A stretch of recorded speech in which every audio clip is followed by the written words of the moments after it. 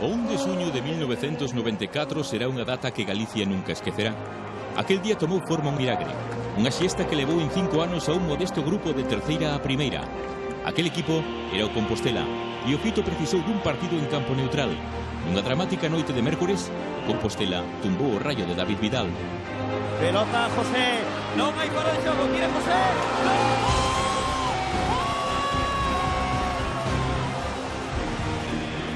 E inscribiu o seu nome entre os mellores equipos de España. Foi un día inesquecible. Podríamos decir que este é o momento máis alegre da súa vida. Sí, sin dúbida. Que agora volvemos lembrar. Un Compos de primeira, en Xogo Histórico.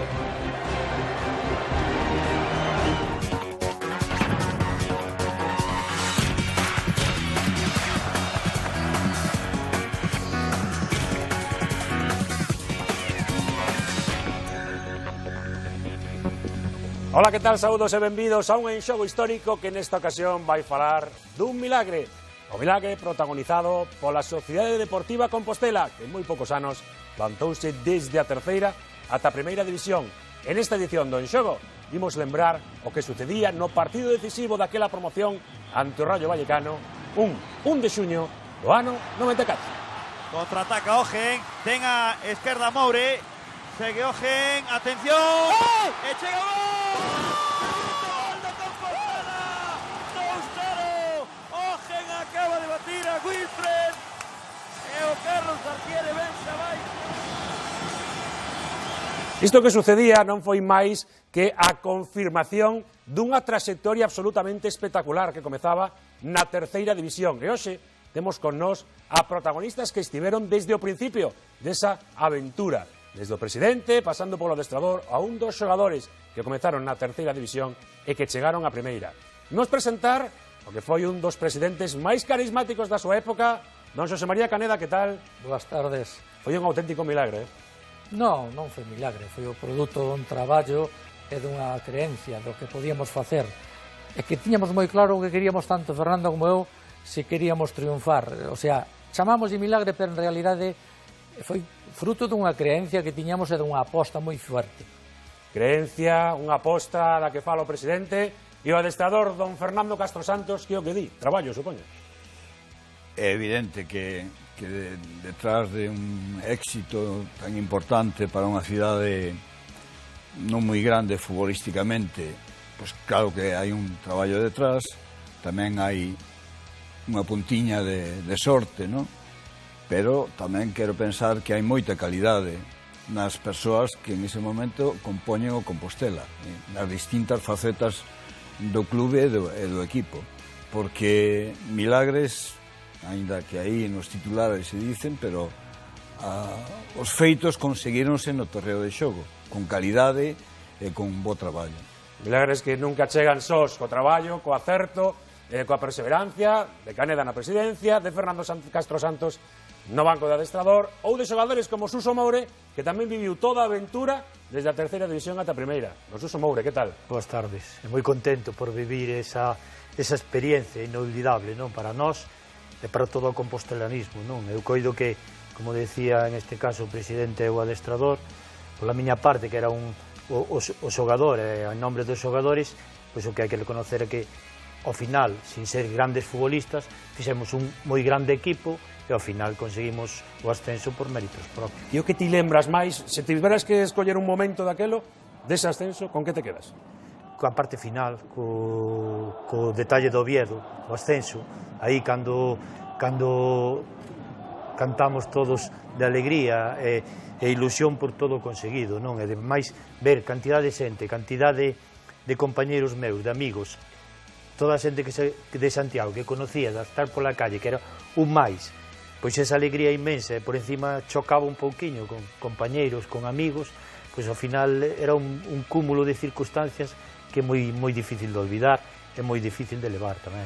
En esa trayectoria que levou a Sociedade Deportiva Compostela desde a terceira división á primeira, tamén estivo moi presente, como non podía ser de outro xeito, a Televisión de Galicia, que neste caso, naquel partido, pois obviamente viviu un dispositivo moi especial en Oviedo e que conducía unha persoa que está tamén hoxe con nós, e que é don Terio Carrera. Que tal, Terio? Boas tardes. Vaya lembranzas tamén as daquel partido, Bueno, ademais, de toda a trayectoria do Compostela. Para nós era unha triloxía. Viñamos da final de Copa do Celta co penalti de Alejo, do final de Liga co Deportivo co penalti fallado por Jukic, a alegría daquel ano futbolísticamente en Galicia deunola o Compostela. E que non podía ser outro xeito. Porque outra desgracia máis xa, que era insoportable. No, porque aí xa deixou o fútbol galego de botarlle a culpa a Televisión de Galicia e eses calificativos de que éramos gafes, etcétera, que alimentábamos o ego dos supersticiosos, pois desapareceu. Cal é o momento co que ti te quedas, Terio? Seguramente 24 horas despois, o recibimento en Santiago, como apuntaba Fernando, Santiago é unha cidade na que casi todos os que vivimos en Santiago non somos de Santiago e unha cidade que aquel día botouse a rúa para festexar algo histórico. Dificilmente se vai a repetir unha trayectoria similar, e o que pasou aquel día na Praza do Obradoiro coa chegada do equipo pois nos aporta imaxes moi emocionantes e probablemente un dos momentos deportivos desta cidade para o resto da historia. Aí están esas imaxes, lembren que se producían no ano 1994 a primeiros do mes de xuño. Claro, que todo puido ser distinto, cambiar, saben que o fútbol tamén está formado por intres, por momentos que costuman a ser decisivos. Este partido, e despois repasaremos polo miúdo, comezaba dun xeito absolutamente espectacular polo polémico. É que aos poucos segundos de partido non puido pasar algo distinto se Díaz Vega lle dá por indicar ese penalti. Urzai e Modesto, os protagonistas da xogada da que se queixou amargamente outro galego que viviu ese partido desde outro lado, como adestrador do Rayo Vallecano, David Vidal. Pero hoy el señor Manolo Díaz Vega me ha perjudicado, a mí, al señor Ruiz Mateos y a mi club. Yo soy un padre de familia. Si hay penalti hay que pitarlo, lo vio todo el mundo. Si es el mejor, debe de pitarlo. Gracias, no tengo muchas ganas de hablar. O enfado tremendo de David Vidal, como se enfadou tamén Ruiz Mateos no palco, non? Presi, que marchou. Sudaba, dicía el Caneda, siga a apuesta. E de que me fala José María? Siga a apuesta ayer, ainda teño 1000 millóns ainda. E dixo, non se trata deso. A noite anterior, o día partido anterior, nos había ofertado en Madrid, como xogábamos ás 12 da mañán, quero recordar, na cena, no primeiro partido, no primer partido, estando eu, o sea, con cedellales do Ayuntamiento de Santiago, eu veña aquí afora, e fomos afora, e na limosina, tiña 4 guardaespaldas cuidando a limosina, abre a limosina en tacos de millóns de billetes, non sei, podía haber 300, 500, o que fora, pero ele quería de facer un negocio. E xume, 500 millóns hoxe, e 500 mañán, e usted perde 3-0. E a oferta seguía en pé, polo que vexo no partido de desempate, non? Chegamos ao Oviedo e venme que a mesma historia. E dixen eu, son moi poucos cartos, hombre. A ti querías máis. Valía moito máis ese ascenso. Era unha anécdota, pero non se trataba de diñeiro, pero o home estaba acostumbrado, parecía que todo era negocio. E se xogou o partido en Oviedo, quero recordar, polo mismo motivo. Porque ele foi a comprar, o árbitro creo que era de Burgos, non? Pois intentou sobornalo, entonces pois denunciou o árbitro, e foi cando o comité dixo que tiña que pitar ese partido Manolo Díaz Vega en un campo neutral como o Oviedo, non? Porque senón ele fixo viaxes e viaxes a Burgos para convencer o árbitro que tiña que fundir o Compostela, non? Pero o árbitro foi honrado, denunciou, o comité pois sancionou o Rayo Vallecano. Que historias. Mira que estafou a xente Ruiz Mateos. Mira que estafou a xente. Eu creo que foi un adiantado Caneda que non se deixou estafar. Vostede non contaba cos cartos. Non é que non contara cos cartos, é que non lle cría a Ruiz Mateos. É que os cartos, por desgracia, eu creo que son un pouco pardillo. Doulle máis importancia á personalidade que aos cartos, non?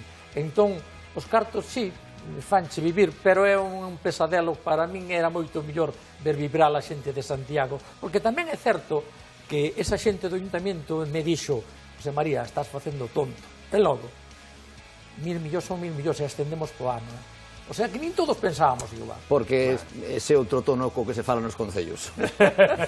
Cando aparecen esas cifras a xente ponse boba, mareaba. Porque Ruiz Mateos decía, efectivamente, decía el, bueno, eu non me importa darche 1000 millóns porque eu perdo 5000 se baixo.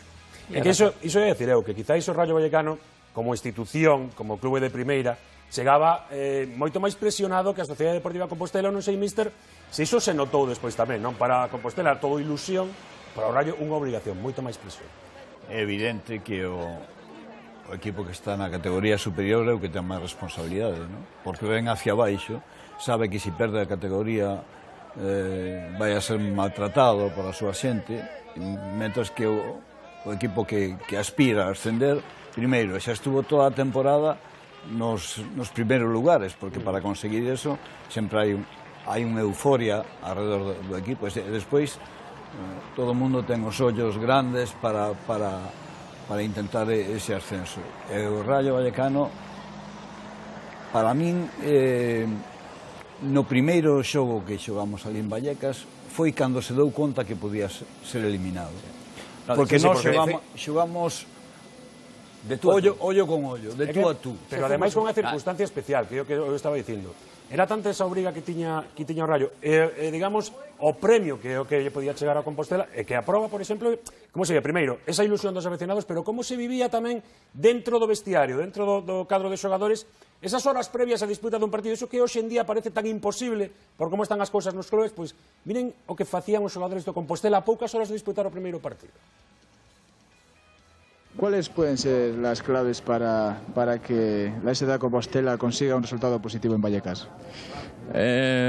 Nosotros tenemos que estar muy atentos con los delanteros que tiene, porque son los que marcan la diferencia, Hugo Sánchez o Onésimo.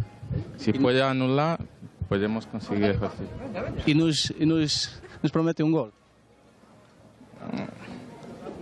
¿Qué quiere? Si hay suerte, siempre quiero marcar, igual que mi compañero Pichi. Bueno, muchas gracias.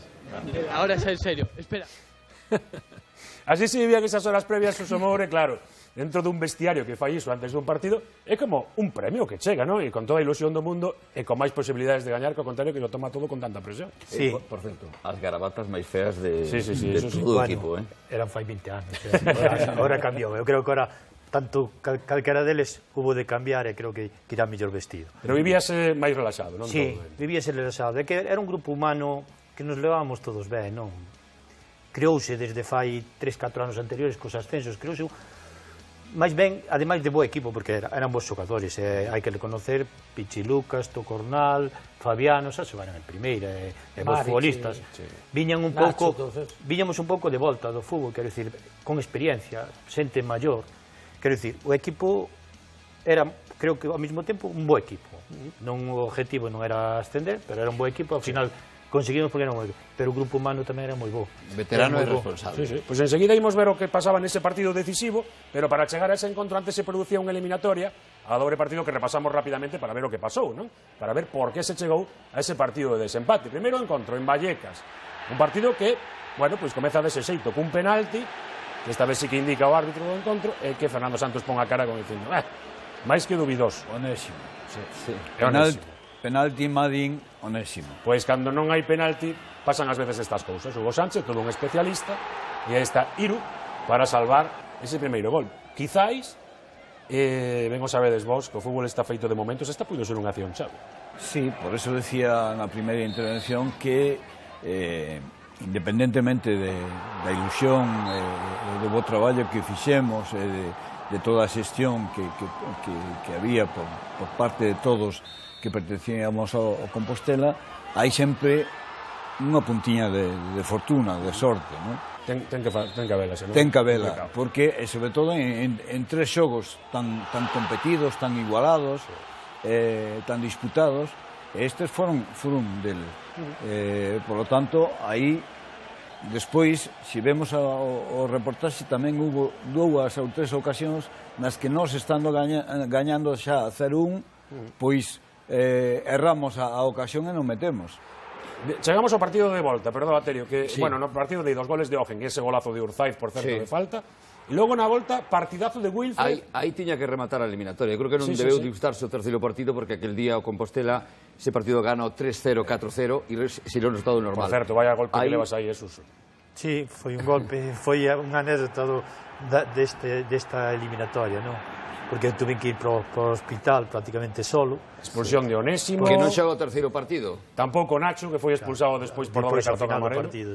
O que lleveu ben a Televisión de Galicia porque foi comentarista do partido. O Compostela, e aí é verdade que apuntaba Fernando, era un Rayo moi nervioso, un Rayo moi acomplexado, un Rayo que prácticamente aquel día non pasou do centro do campo. Sí, por eso decía que... Pero era un moi bo equipo, porque xuntaron xente tan boa como tiña daquela Hugo Sánchez e todo, o Rayo Vallecano tiña un equipazo, pero é que nós tiñamos un grupo, aparte que tiñamos unha debilidade boa, é que o equipo estaba moi ben preparado físicamente, gracias ao míster. Eles, Presi, me parece que eles tiñan moi boa plantilla, eu creo que non tiñan bo equipo. Era unha plantilla de futbolistas. Para nós, por exemplo, foi fantástico que xogara Hugo Sánchez e non Urzaiz. Cando salía Urzaiz matábanos vivos. Porque Hugo destrozou ese vestiario. Claro, e aparte foi protagonista polo malo, porque errou un penalti e despois expulsaron, foi expulso no xogo definitivo, ¿no? Por lo tanto, digo que había grandes estrelas nese vestiario, pero equipo xa vimos nós que non, nós percebemos eso enseguida, que non había un gran equipo, que había demasiadas liortas, demasiadas discusións, demasiadas malas caras entre eles. E unha vez que se xogaron os dous partidos, como había desa situación? Que hai que xogar o partido de desempate e como había? Bueno, pues, ben, o equipo seguía tranquilo, había tensión normal que ten que haber dun partido, pero non esa tensión que te agarrotaba, que a salir ao campo, que era o mellor o que lle pasaba a eles un pouquiño. Estaban un pouquiño agarrotados, que salían ao campo pouco indecisos, nerviosos. O noso equipo eso non sucedeu. Pero parecía que despois do partido de San Lázaro perderades a oportunidade de ascender, e que, digamos, que hubo unha bola extra que favorecía o Rayo, que ao final era o equipo de primeira. Sí, pero percibido desde fora, pero eu estou falando de dentro, eu grupos, os xogadores, aunque eu esa noite non estuvo, que foron concentrados todos por hotel, eu fume para a miña casa, porque estuve no hospital con corte, fume para a miña casa eu solo, presenteimo ao día seguinte a entrenar, Santos xa tomou a decisión pensando en min, eu dixenlle que podía xogar e podía estar aí. E o equipo xo había ben, xo había animado, xo había preparado outra vez para competir. O que non vin aquela semana foi tensión, o sea, vin o equipo que estaba preparado mentalmente para non estar nervioso e intencionado. Esa foi unha labor moi importante do míster e da xente que estaba con el, porque o equipo, eu dixenlle a Fidalgo, o equipo vexo ben moralmente, quería, o días, nótalo, non? Notas que tiña confianza en el mismo, dixen eu non sei, vamos a... Pois se vos parece, imos ver o que foi ese partido, non? Ese partido definitivo que se chegaba despois deses empates, tanto no partido de ida como de volta. Sitúense un encontro de desempate en Oviedo, no Estadio Carlos Tartiere, arbitraxe de Díaz Vega, e nos o que imos facer é ir lembrando os momentos máis importantes que se producían no partido, un partido comentado por Manuel Parpín e por Nacho, que é sancionado, non puido xogar o encontro. Durante o mesmo, pois de cando en vez iremos a esa narración en directo e veremos pois o que foi esas imaxes, bueno, a xente espectacular, a afección tamén do Compostela, que superou en número a de Rayo, pero por moitísimo. Imos con este partido. A bancada que está situada no lugar que ocupan as cámaras e nós mesmos, os comentaristas. Aí está o sorteo dos terreos. Coñezamos rapidamente as aliñacións. Por parte do Compostela actúan Iru, Modesto segundo, Tocornal, Modesto primeiro, Bellido, Bodelón, Abadía, Fabiano, Lucas, Ogen e Moure. No Rayo Vallecano están inicialmente o meta Wilfred, Cota, Josete, Lema, Montparlet, Bisnik, Orejuela, Pablo, Hugo Sánchez, Calderón e Urzaiz. Veremos que depara este trascendental partido, toda Galicia pendiente do Compostela apoiando o equipo galego e buscando un lugar na historia no fútbol da primeira división. Xogará a esquerda o Rayo, a dereita o Compostela nesta primeira metade. Por razóns de antigüidade coas cores suplentes o Compostela, cae Urzaiz diante de Modesto primeiro e o balón pola liña de fondo sacará de portería a Sociedade Deportiva Compostela cando se cumplían 15 segundos. Xogada para a polémica. Díaz Vega mandou que continuara o xogo. O balón perdese pola liña de fondo. Está falando con Urzaiz para indicarlle que non trate de engañalo. Bueno, Nacho, xa comenzamos unha xogada de certa discusión. Como a viche? Bueno, unha xogada moi difícil de apreciar. Desde logo, parece que pode haber un pouco de contacto, pero tampouco sei seguro se lle chega a meter o pé, non? No obstante, creo que é unha xogada moi difícil. Pois o partido xa en toda a súa intensidade. Indicou falta Díaz Vega contra o Compostela. Aí temos a Moure. Afortunadamente aquel golpe que levou hai uns minutos non foi na zona afectada, nesa cella esquerda. Está actuando polo de agora con normalidade. Cando vai sacar o conxunto vallecano. Aí está Montparlet, o envío para Hugo Sánchez diante de la Abadía. O centro petan a Abadía. Atención ao remate. Salvou Bellido. E finalmente Calderón manda fora. Que perigo acaba de pasar agora a portería de Iru. Bueno, son os primeiros minutos do partido. Estabades a pasalo un pouquiño mal. Parecía que o Rayo estaba máis metido aí. Sí, sobre todo coa presencia de Usáiz con Hugo Sánchez. Aí creounos algunha dificultade porque Usáiz caía moito a posición de Modesto, fuxían un pouco dos dous centrais,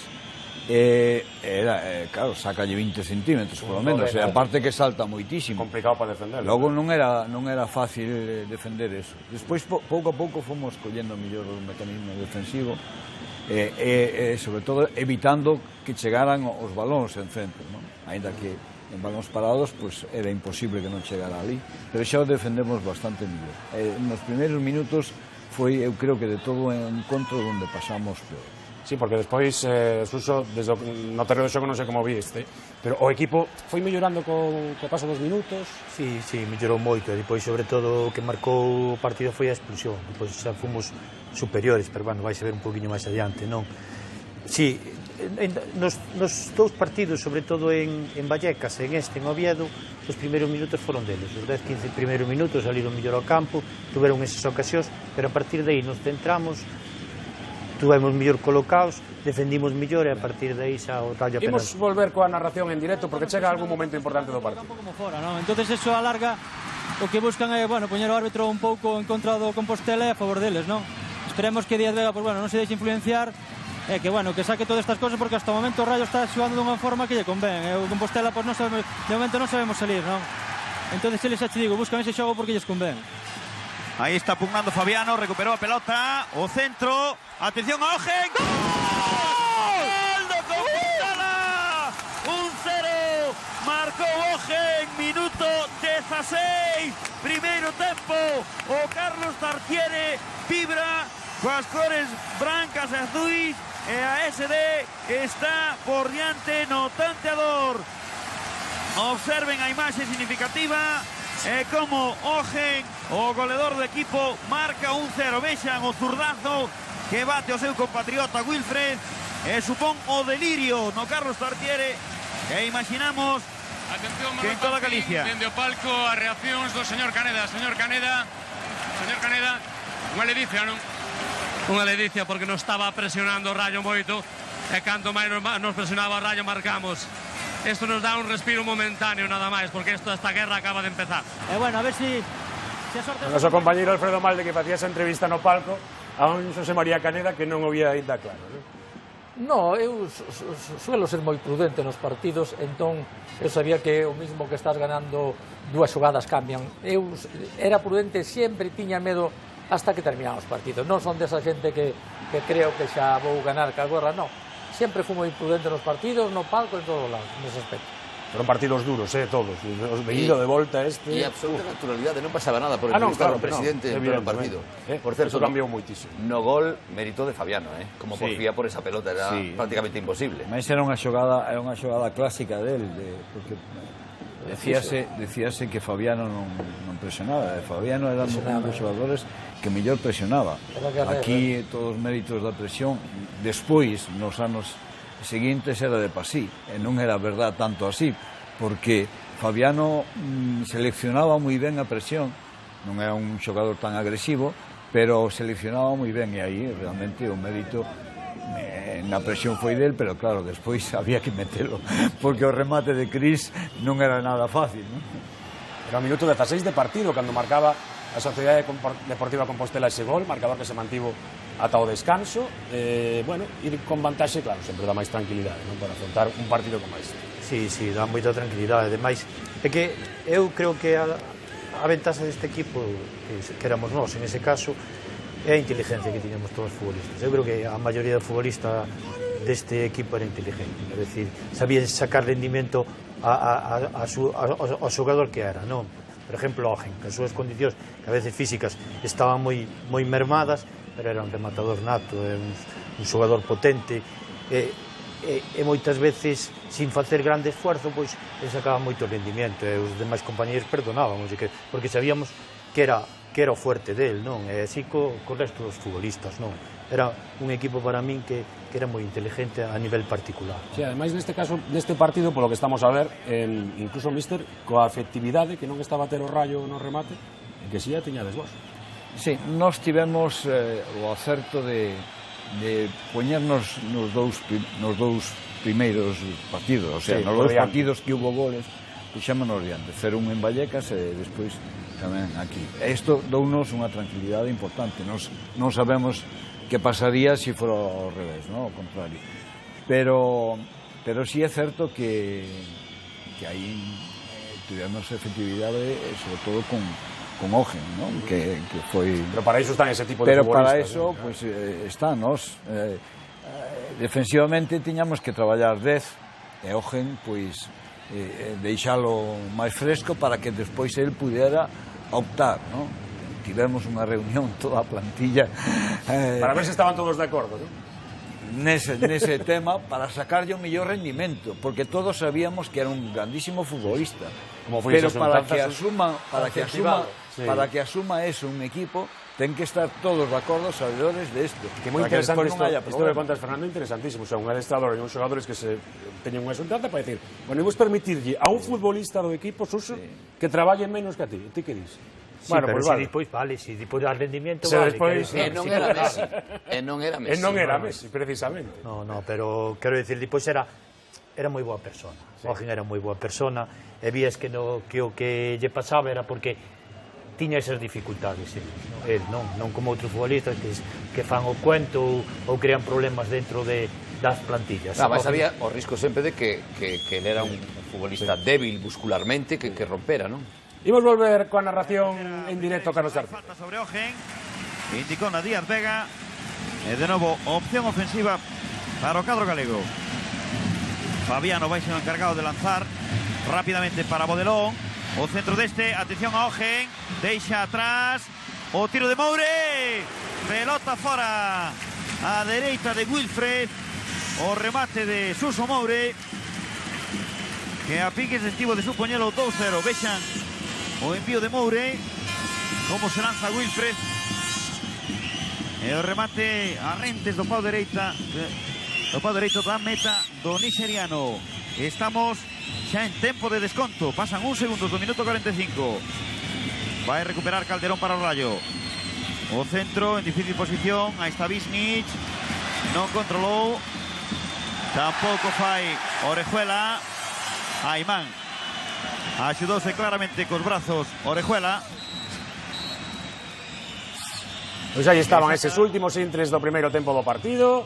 Xa decimos que chegaba o descanso con ese marcador de 1-0, con esa vantaxe da Sociedade Deportiva Compostela. Bueno, pois unha vez que se chegaba a ese tempo de 0, unha vez que chegaba o equipo con vantaxe, Presi, no palco, bueno, que continuaría o sufrimento e pensando, ainda o que queda por diante, non? Sí, eu me acordo que fui un pouco pasillo e andaba con un lado por outro, non quería estar con nadie, non quería... Ruiz Mateos xa non estaba, xa marcharon. Non, Ruiz Mateos veu a buscar un directivo deles que querían falar comigo, e sino que en ese momento non falaba con nadie. É mellor que non, non falaba con nadie. Bueno, pois eso, Fernando, supoño que tamén no banco, non, pensando con ese sufrimento de... Bueno, pois nos queda todo o segundo tempo pensando posibles... Sí, pero, claro, estás pendiente de tantos detalles, de tantas cousas, o que estábamos moi contentos por estar diante, no marcador. Nós tamén éramos un equipo que non era fácil que nos remontaran un partido, pola experiencia que decía Suso, porque tiñamos, máis ou menos, estábamos ben situados, non éramos fáciles de sorprender, E ademais eu estaba moi confiado nunha fórmula que casi a utilizamos na promoción, que era a posición de Abadía de medio centro. Nós xogamos moita temporada con Tocornal de medio centro, acompañando a Fabiano, que era un home máis defensivo, outro máis ofensivo, e, sin embargo, donde nos xogamos as favas, xogamos con 2 xogadores ofensivos no medio campo. E a min deronme moita confianza no partido de Vallecas, porque, aparte de manter as virtudes que tiña o Compostela, escondendo algúns defetiños que tiñamos, pero eu cheguei á conclusión de que nos daban moito máis do que nos sacaban, e que nos daban unha tranquilidade e unha calidade combinativa os dous que non nos sobraba. Pero que estamos a ver, o que ti dixe é certo, que hai moito xogador Terio ofensivo nese equipo, non? No, pero calquera que se lembre daquel Compostela e puidera pensar que era un Compostela, o equipo de medio campo para arriba era un equipo ofensivo que xogaba ben o fútbol, que tiña moi claro como tiña que actuar, e logo arriba tiña un rapaz que era rematador por excelencia. Pichi Lucas, en bandas estábamos. Moure e Bodelón, que son 4 dianteiros, efectivamente. E Moure era un futbolista que, digamos, que non gozaba do cariño da bancada, porque ele tiña unha maneira de xogar moi particular, pero para Fernando era o tipo máis listo que había no fútbol español nese momento. Porque era efectivo. Nos momentos claves sempre estaba. Era goleador, igual que era Ogen.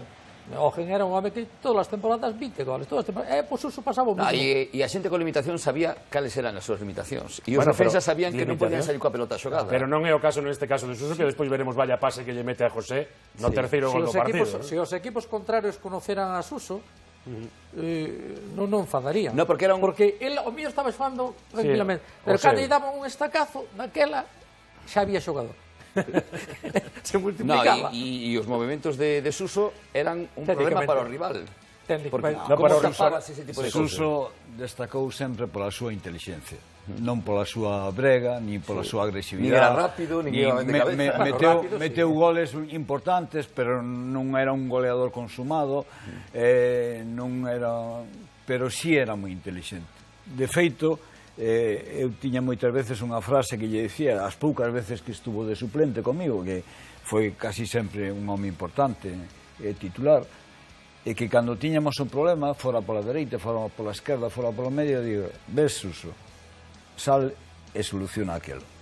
Estás de acordo con esta descripción? E Suso salía e acababa co problema. Opinar dun mismo é complicado, non? Porque... Depois de todo o que rasamos de ti.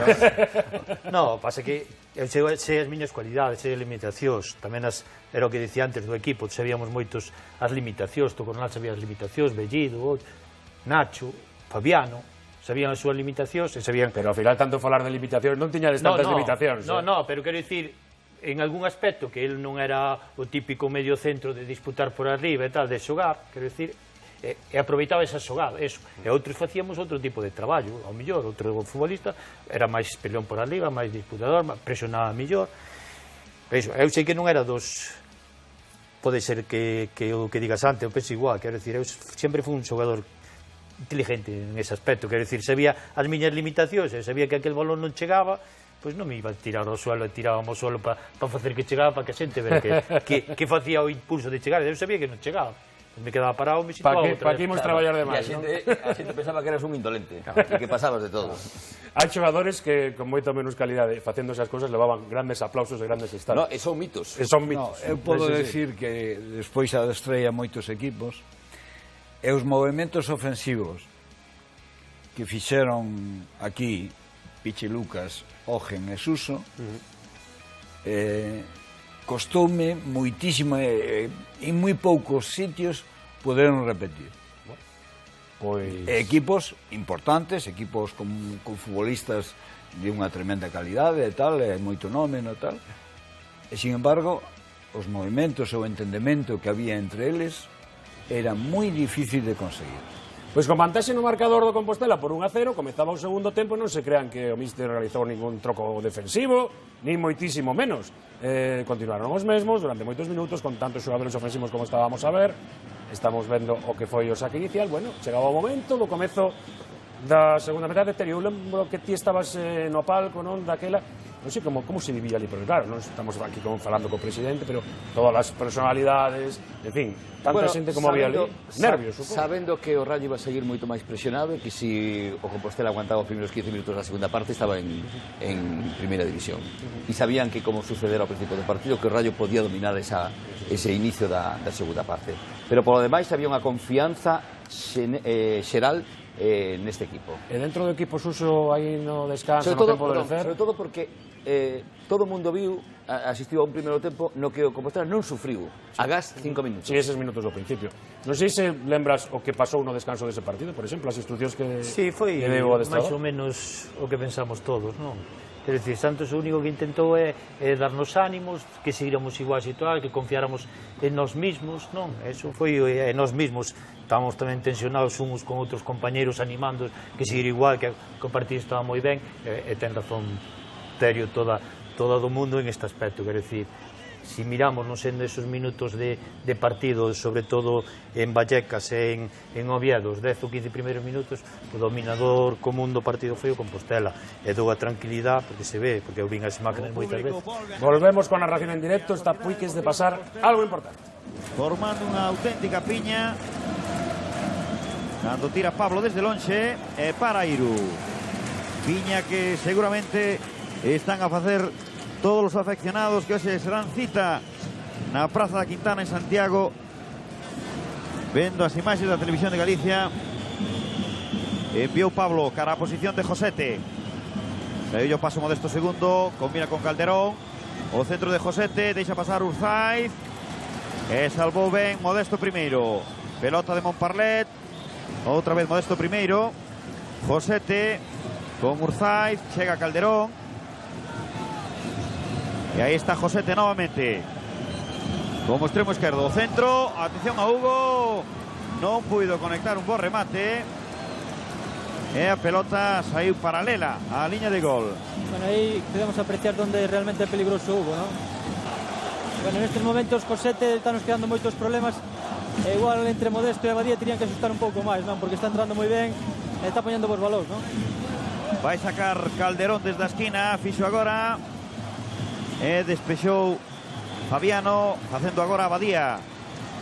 Controlaba Cota, contraataca Ogen, ten a esquerda Moure, segue Ogen, atención, e chega o gol do Compostela, 2-0, Ogen acaba de batir a Wilfred, e o Carlos Tartiere vence abaixo da ledicia dos afeccionados da Sociedade Deportiva Compostela. Impresionante, minuto 7 do segundo tempo, e o Compostela dá un paso importantísimo para acceder a primeira división. Observen a xogada, como fai ese autopase longo, Ogen, anticipase a Wilfred e marca o 2-0. Pois atención, Manuel Pampín, desde aquí, desde o campo, Xosé María Caneda, que ten as vaguas nos ollos xa, non? Sí, agora xa se ve máis claro, non? Xa se ve máis claro agora? Non teño claro ainda. Bueno, pois un Xosé María Caneda moi, pero que moi emocionado. Imagino, Benito, que... Estaba emocionado Caneda, non o veía claro, facía ben en non velo claro, porque o Rayo non se rendeu ni moitísimo menos. Pues. Eu tiña un nerviosismo, eu creo que prefería estar nun sitio onde non se escoitara nada, porque estaba desexando que terminara o partido, porque tiña medo, porque sabía contra quen xogábamos, un equipo con 3 delanteiros extraordinarios, un Calderón en medio campo moi bo, un José Lu tamén, xogadores moi bons o Rayo, e nós tiñamos un bon grupo, ante todo un bon grupo moi traballado. Se tiña confianza no equipo, pero ao mesmo tempo xogas contra outro, non eres ti solo. Que a pesar de poñerte 2-0 no marcador, e que, como ti decías agora, Suso, bueno, aí xa estaba, pois non estaba tanto porque pasa isto. Dentro da área, Hugo Sánchez deixa para Bisnik, o tiro e gol do Rayo Vallecano. Acaba de marcar Bisnik. Ha xogado, creo que por Tocornal, no seu disparo desviou a trayectoria do balón e sorprendeu a Iru. Pois no minuto 11:30 chega ese gol do Rayo Vallecano, petou nun defensa. Observen a xogada. Sí, efectivamente, como dicía Benito, peta en Tocornal Iru non pode chegar. Bueno, o que parecía polo de agora unha victoria clara, cómoda, complícase. Estábamos cun marcador bastante cómodo. Pois, como ben dicía Benito Cores, outro dos nosos compañeiros que se desplazaron a aquel partido, ese balón que toca en Tocornal, mala fortuna nesta xogada, pero claro, outra vez volvía o sufrimento. Sí, bueno, sabemos que un 2-0 hoxe no mundo do fútbol é un resultado moi claro, pero cantos partidos se complicaron a pesar de 2-0, porque mete un gol... É que quedaba moito por diante. Realmente hasta o gol de José non se viu claro. Aí sí, realmente, xa vimos, porque eles entregaron prácticamente xa... Estamos vendo aquí unha acción na que, bueno, se reclamaba unha expulsión de Visnik, que non era tal porque o cartón fora para Orejuela, bueno, pero lógico nerviosismo, todos buscando algunha decisión do colegiado que favorecera. Bueno, ti lembras no terreno de xogo que fora moi tenso todo, bueno, o normal, non? Sí, é normal, unha situación importante como esa, non? Mas ben é concentración. Eu creo que o noso equipo está todo moi concentrado en todos os aspectos. Os entrenadores, os xogadores, todos estaban moi concentrados no partido. Estaba un pouco enfadado co colegiado. Sí, porque debía protestar ao mellor pola tarjeta, que era a segunda, deles ao mellor pensaban que era para un enseño e a outro. E o doutor Márquez. Estaban todos aí, estabades todos convencidos de que era o segundo cartón para Visnik. E despois non foi así porque o primeiro cartón que amosara o árbitro era para Orejuela. Pero sí que estabades aí enfadados, Que te diría o cuarto árbitro? Tal. No, era confusión, porque nós estábamos convencidos de que o primeiro cartón era de Visnik, que logo sería o segundo. Bueno, logo chegaban algunhas situacións a balón parado, que onde non intentaba máis Hugo Sánchez, quizáis. Pero sí que é certo que, a pesar de que a vantaxe era só de un gol, e de que Juan minutos por diante, de que nada estaba asegurado, non había esa sensación de canto está sufrindo o equipo, non? Ni moitísimo menos, non? Sí, o que pasa é que os equipos de primeira, hasta ese Intre, o Rayo ainda era de primeira, sabes que sin facer grandes cousas son capaces de poder meter gol en unha xogada aillada. Por eso se mantía sempre a tensión hasta o final. Pois entraba o partido, bueno, nunha recta final decisiva, con esa, de momento, mínima vantaxe do campo. Oportuno Iru, con algún problema ao principio, pero despois solventou ben. Peixan o tiro con forza de Calderón. E atallou Iru. 26 minutos, segundo tempo. Estamos a 19 para o remate. Vai lo que desconte Díaz Vega. Tocou Lucas, pelota para Cota. Combinaba con Calderón, fixo un mal control. Abadía, Fabiano. Outra vez Abadía, pero agora sí está pelexando intensísimamente o Rayo Vallecano. E agora unha durísima entrada de Hugo Sánchez a Bodelón. Veremos lo que decreta Díaz Vega. Tengo cartón amarelo na man e creo que non vai pasar. Esa foi unha agresión clarísima. A ver que decreta Díaz Vega. O mexicano desentendeuse da pelota e foi a cazar. Vermello expulsión. Expulsión de Hugo Sánchez. Minuto 26 e medio. Agora a situación moito máis doada para o Compostela. Vexan a tremenda entrada de Hugo Sánchez a Bodelón. E agora Tocornal que vai a despedir ao mexicano. Pode haber despedeuno algúns asubíos e desde o banquiño que lle din a Tocornal que se tranquilice, que se centre no partido, que de momento quedan moitos minutos por diante. Vaise Lucas, que recibe unha enorme ovación por parte dos afeccionados galegos. Entra Víctor. Lucas, de momento, victoria importante máis, si cabe, con Hugo Sánchez expulsado, ¿no? Bueno, tenemos ahora cierta ventaja, está un jugador menos y a ver si somos capaces de mantener. Yo creo que sí, que estamos jugando muy serio y yo creo que vamos a mantener la victoria.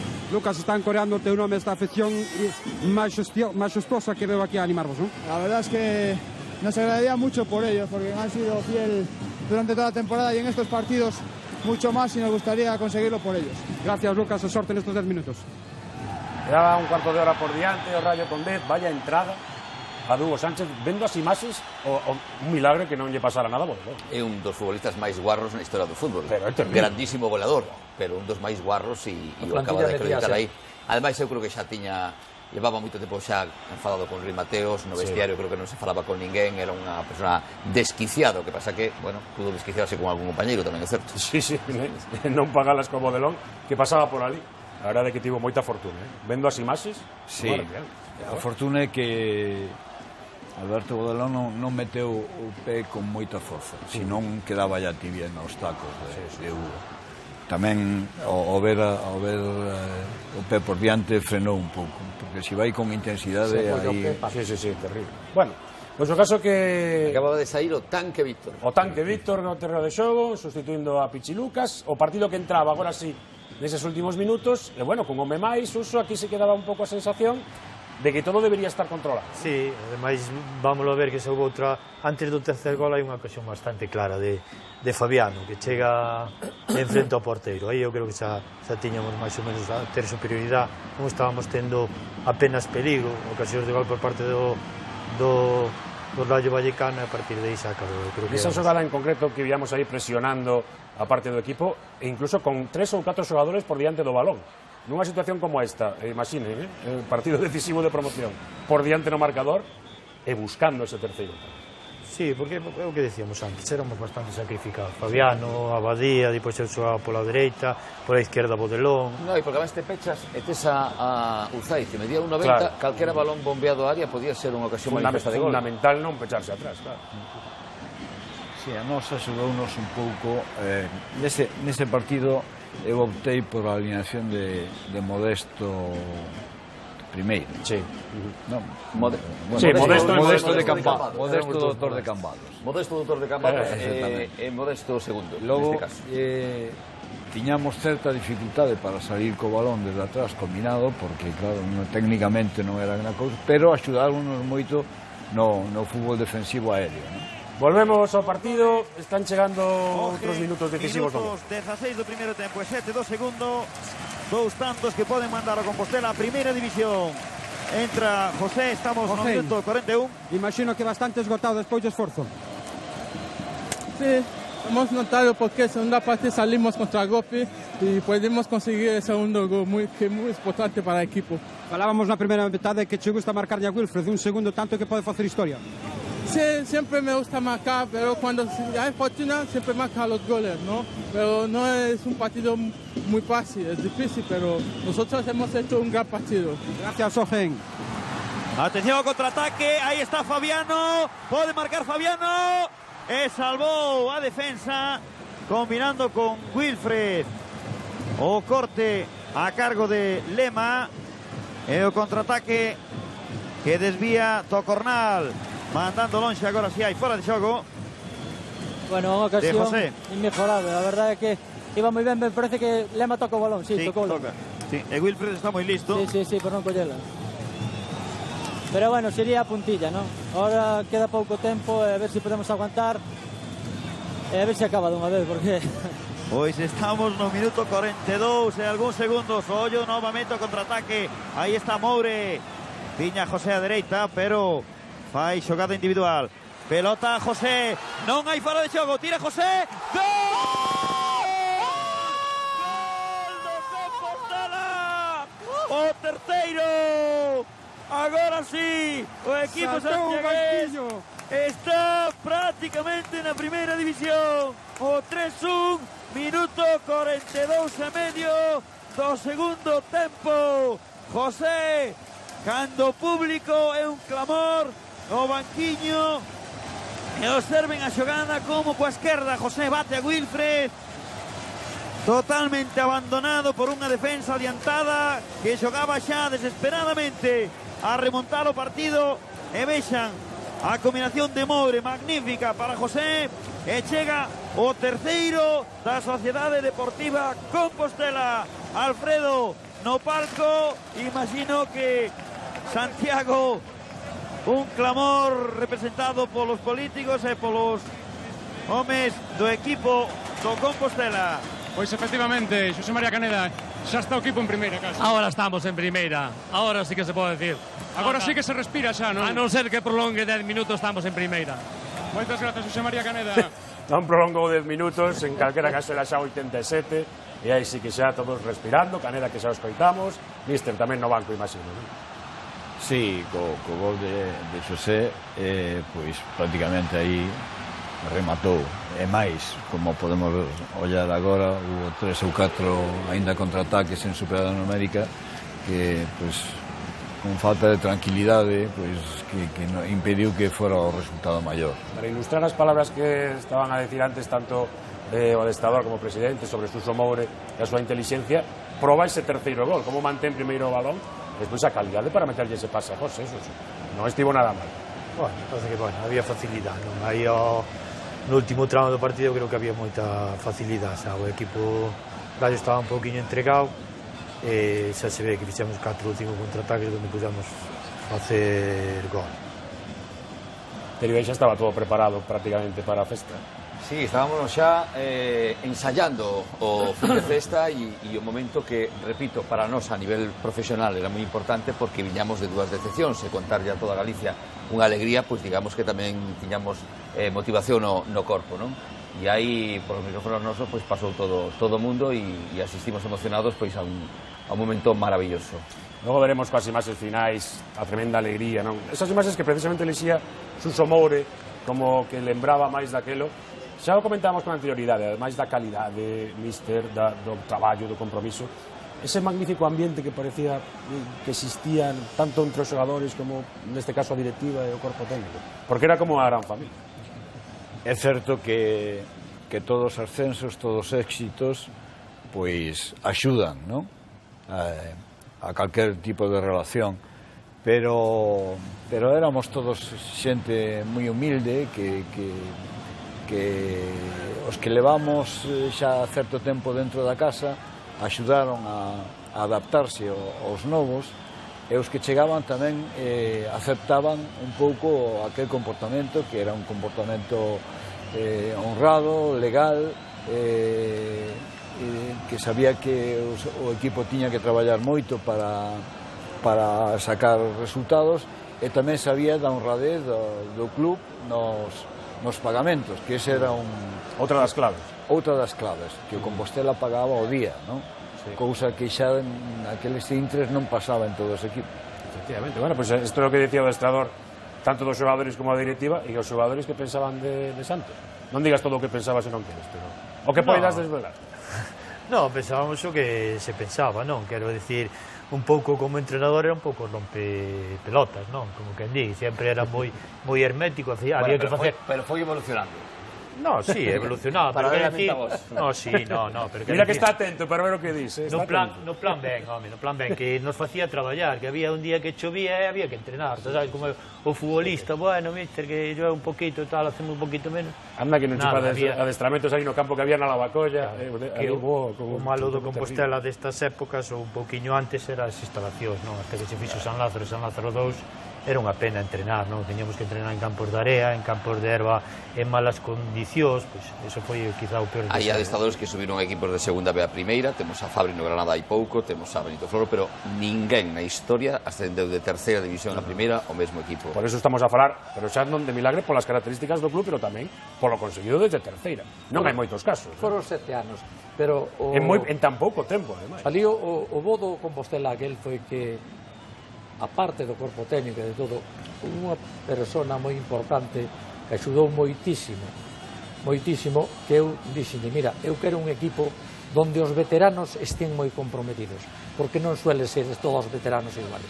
Se os veteranos están comprometidos e os arroupamos co xente xoven que sepa, que queira traballar, e levamos isto a un porto, podemos facer maravillas.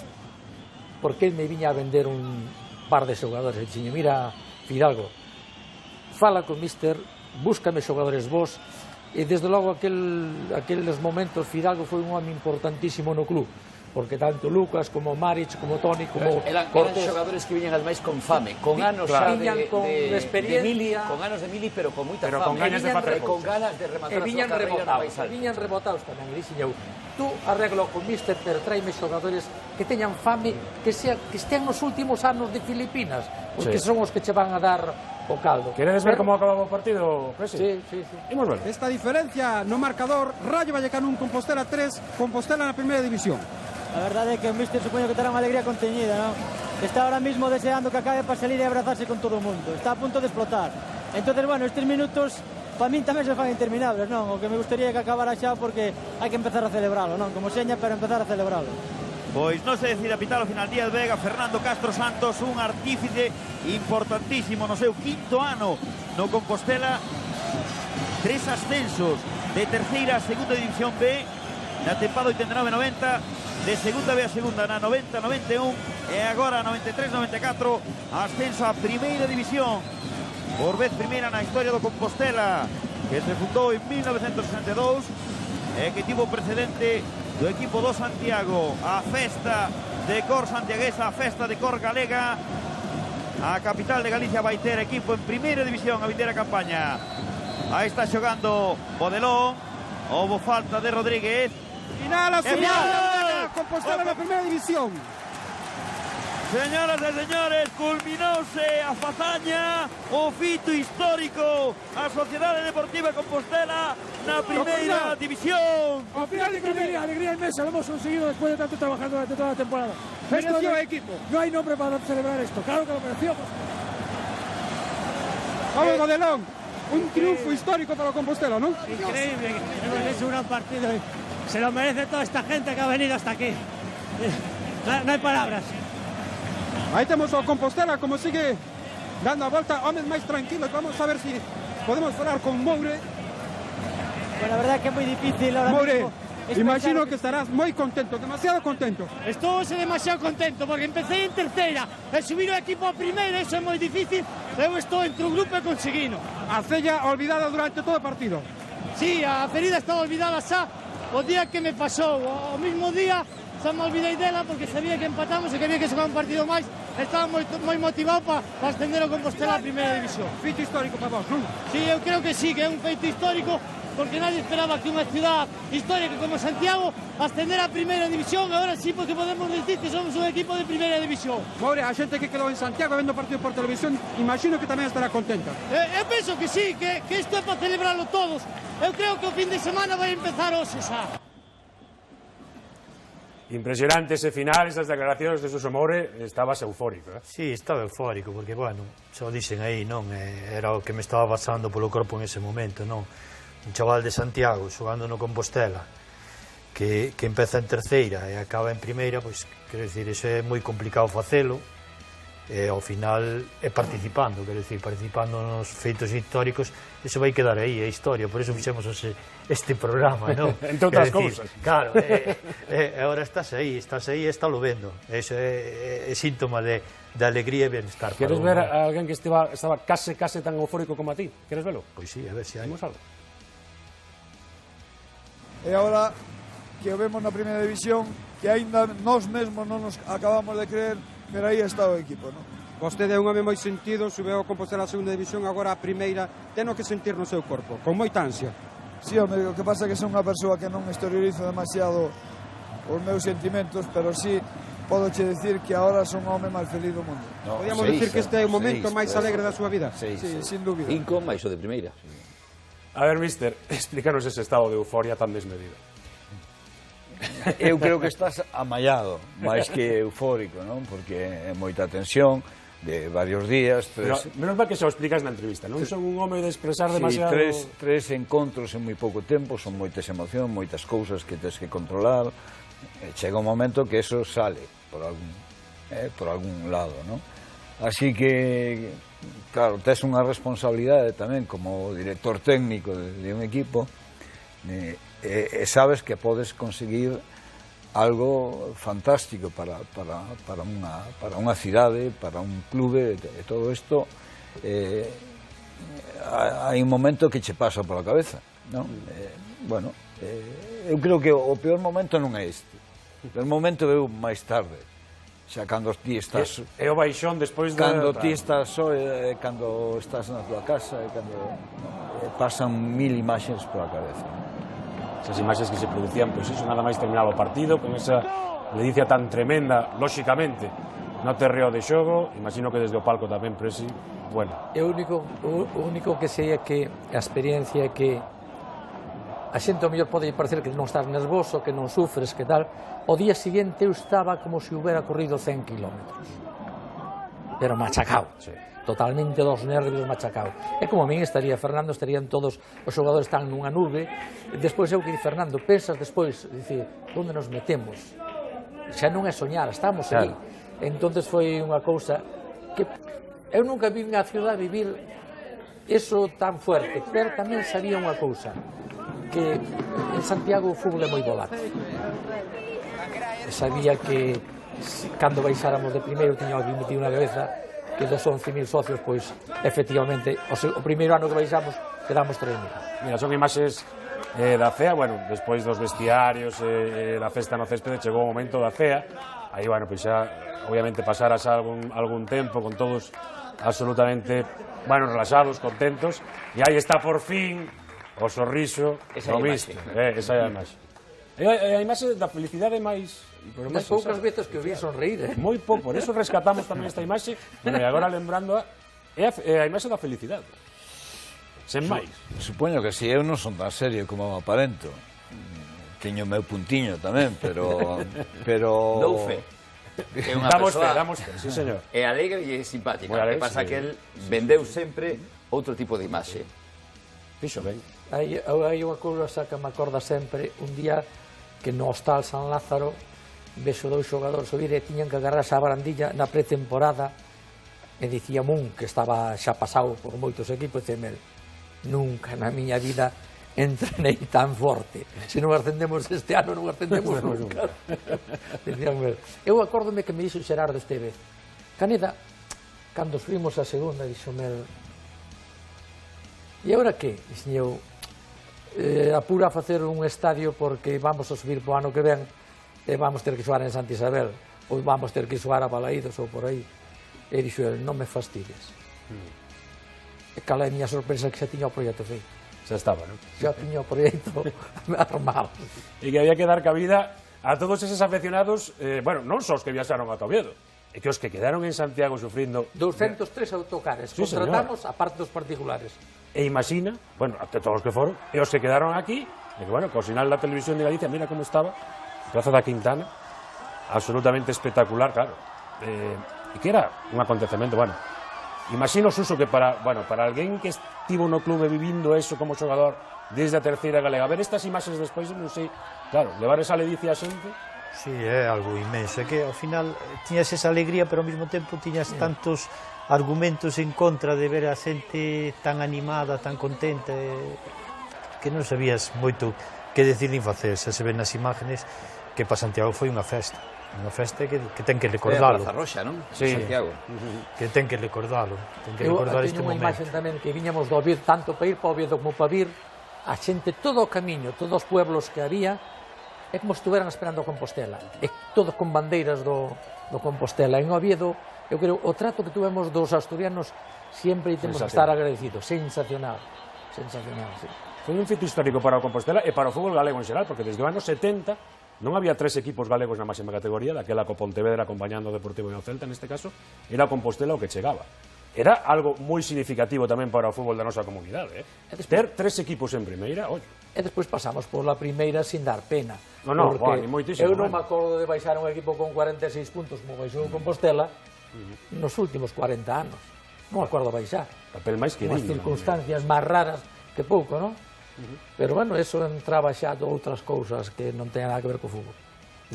Pero que alguén deberá contar algún día, non? Sí, pero hai que contalas. Eu dixo un día un xuiz que corría perigo se o contaba, e eu non teño problema ningún para contalo. O que tedes que ter vos as agallas para coller o toro, non?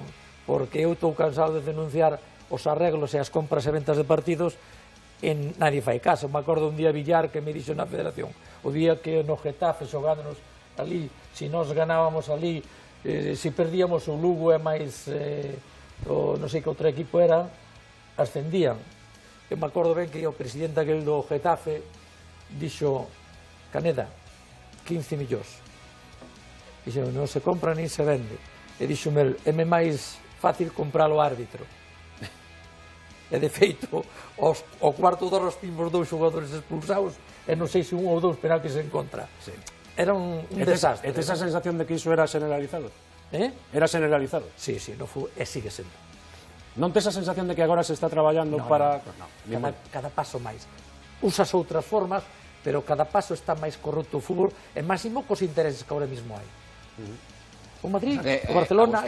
Todo o que pasa na FIFA e na UEFA non lle sorprende. Eu outro día, cando chamei delincuentes, cando dixen que a Federación Española de Fútbol era un paraíso fiscal, nunha radio, o día seguinte chamei pola mañán da Federación, non quiso dar o nome, amenazándome. E dixe eu, por que non vades ao xulgado? Eu vos demostro onde está a corrupción. A mí nadie me denuncia. Por que? Despois do que levo falado, por que non denuncian? O fútbol ten que haber unha transformación tan grande e despois estas cantidades astronómicas que se permitiron, non? E despois ahora mismo o que ocorreu co Compostela, desfaceron Compostela que era o equipo menos endeudado do fútbol español, porque de principal eran 400 millóns cando se nos debían a nós 1.700. Entonces fomos políticamente arrasados e foron políticamente arrasados por culpa do seu presidente, que era José María Caneda, e non lle caía ben o persoal. Porque non me deron doblegado de outra maneira. Había políticos que quixeran que eu me prestara a certos tequemanejes, como en ese aspecto non me vai doblar nunca nadie, non me doblei, pero agora vexo que están imputados, non? O sea, un por 15 millóns de euros, un total, e cando dicía Caneda, por que nos imputaron? Solo sei que un juez me meteu 45.000 euros de multa por dar o pico. E dixen, mira, señoría, entonces habrá que matar o paisano, porque non fixen nada. E me mete 45.000 euros. Pero, botándolle unha ollada atrás, cambiaría algúns dos seus comportamentos que se cadra poderon naquel momento prexudicar a Compostela? Naqueles momentos que prexudicaron a Compostela, agora sería moito máis contundente, porque agora teríamos armas que antes non tiña. Agora está moi sensibilizada a corrupción na política, está moi denunciada, as cadenas de televisión actúan máis sobre eso.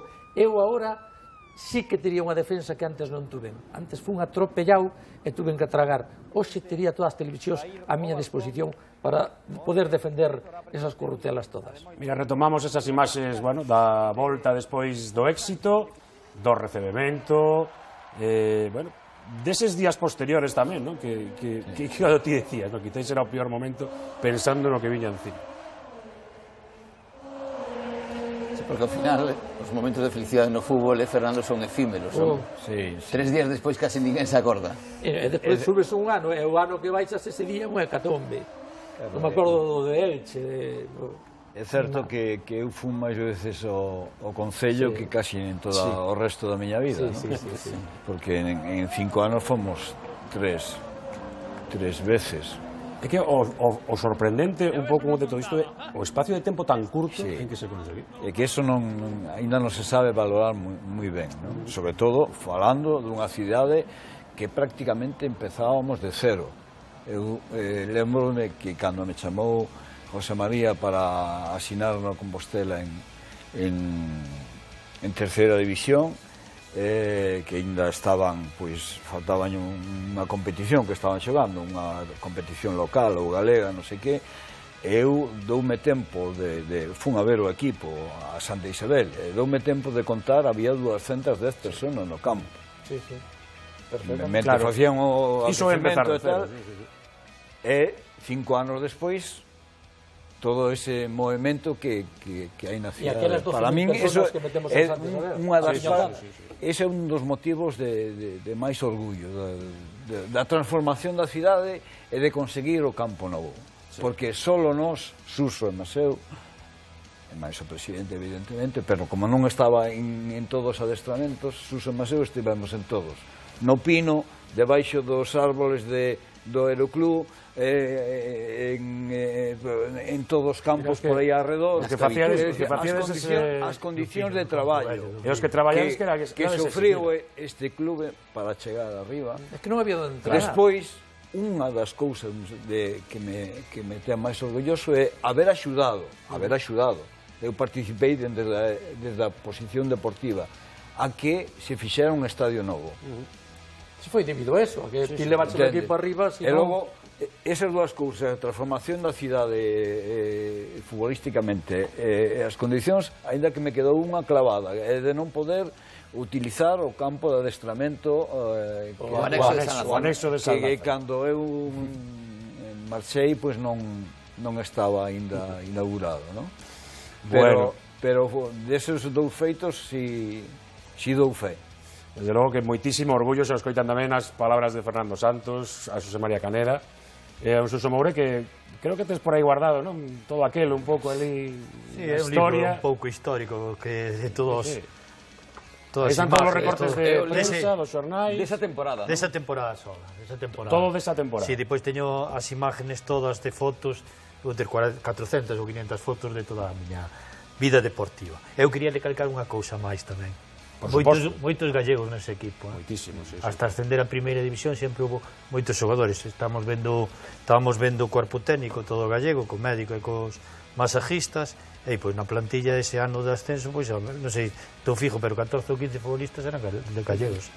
Chegamos a ter 17 xogadores gallegos. Sí, señor, a verdade que foi... E despois hai unha cousa que se recuperaron xogadores que para outros equipos e para outros adestradores estaban defenestrados e foron figuras no Compostela en España. Nacho foi un xogador que quen lle diga naquele momento aos equipos grandes, non? E que Rojo desechou. E aí a gran habilidade, o que dicía antes, de Fidalgo, non? Fidalgo dicía, pero si que este vale. E dicía, se Fidalgo di que vale, vale, porque acertou en todos. Foi o gran valedor, eu defendo, porque a xente moi dada, como non daba conseguido todo gratis de Fidalgo, pois botabanlle pestes. No, o gran valedor nese momento como director deportivo do Compostela co cuerpo técnico, eu sempre estaría agradecido a Fidalgo, porque era unha compenetración perfecta, mas ele sempre estaba co cuerpo técnico, verdad? En todos os lados. Ele dedicaba as 24 horas do día ao club, como lle dedicaba eu, que agora, claro, isto despois, claro, hai moita xente que cando chegaban a Sevilla ou calquer lado, Fidalgo, queremos ter entradas gratis. Ele dicía, onde as vou sacar, se non mas dan nin a min? Entonces a xente rebotabas contra Fidalgo, non? Presidente, un auténtico placer para a Televisión de Galicia vivir tamén esta historia e lembrala. Moitas grazas pola presenza. E darlle as gracias á Televisión e a todo o mundo que daquele momento nos oupou, pero principalmente as gracias ao míster que foi capaz de ensamblar aqueles xogadores todos, eran bons xogadores, todos. Pero el, con ese remillete de xogadores moi veteranos, como Lucas, Maric, Cortés, todos eses, e foi capaz de facer un conxunto que arrasou nesas categorías. E logo despois en primeira creo que demos espectáculo en moitos partidos, porque eu me acordo do partido de Madrid que demos espectáculo. Eu me acordo que con un equipo ascendido sin apenas fichajes, fixemos unha campaña extraordinaria. E despois hai unha cousa que tiña aquele equipo.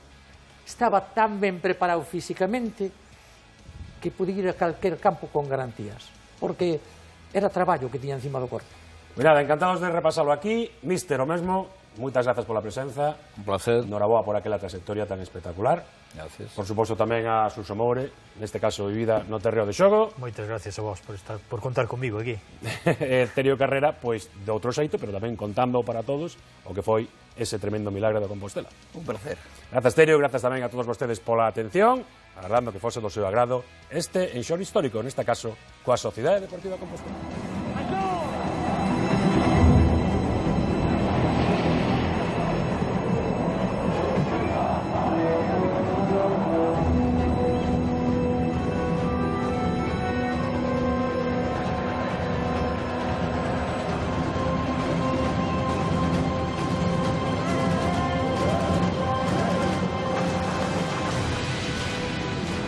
Si hay penalti hay que pitar, lo vio todo el mundo.